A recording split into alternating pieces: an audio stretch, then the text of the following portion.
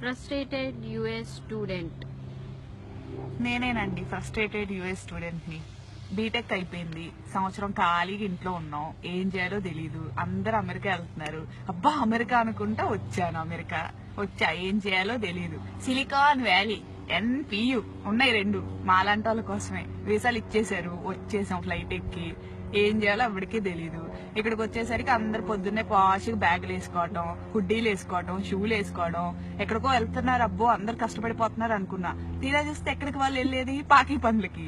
ఇల్లు కడగటం, పిల్లలకి స్నానాలు చేయించడం, అన్నాలు పెట్టడం, ఇవే వాళ్ళు చేసే పనులు. వచ్చేస్తారు మళ్ళీ పాష్గా అదే బ్యాగులు. బస్సులో వస్తారు, కొంతమంది కార్లలో వస్తారు, నెలకి 2,000 సంపాదిస్తారు. అయిపోయింది, వస్తారు, ఇంటికి వస్తారు, వండుకుంటారు, తింటారు, పడుకుంటారు. ఇక్కడ ఇల్లు చెప్పలేనంత కాస్ట్లీ, ఒక్కొక్కటి 3,000 రెంట్. కట్టుకోలేరు, ఏం చేస్తారు, గొర్రెల్లాగా ఒక్కొక్క రూముల్లో 7, ఇల్లు మొత్తం 15 మంది ఉంటారు. సో 300 కట్టుకుంటారు.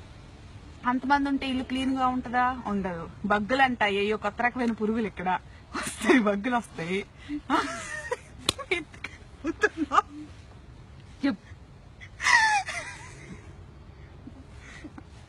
బగ్గులు ఉంటాయి, ఏయో ఎంత పురుగులు అవి కొడతాయి. కొడితే డాట్లు ఉంటాయి అనమాట.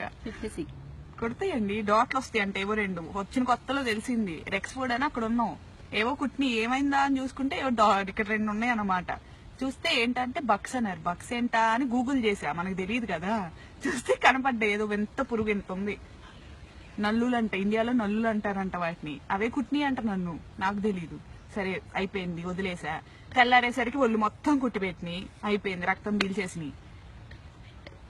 ట్రీట్మెంట్ అంటారు. తర్వాత బగ్గులు వస్తే ఊరుకుంటారా? వీళ్ళు ఊరుకోరు. ఏదో ఇన్స్పెక్షన్లు అంటారు, ఇక్కడ ఇన్స్పెక్షన్లు అంట, వస్తారు. వాళ్ళ ఇన్స్పెక్షన్ అంటే ఎంతమంది ఉండాలి ఇంట్లో? లీజ్ సైన్ చేసిన వాళ్ళు ఉండాలి. అంటే ఎవరు? ఇంటి ఓనర్లు. ఉండేది 15 మంది. అందరు బయటికి రావాలి, ఎక్కడ వస్తారో తెలియదు, హోమ్లెస్ లాగా. ఇప్పుడు నేను కూర్చున్నా చూడండి, ఇదిగోండి, మాకు ఇన్స్పెక్షన్ ఉంది ఇంట్లో. ఎక్కడొచ్చా, ఇక్కడ ఉన్నా నేను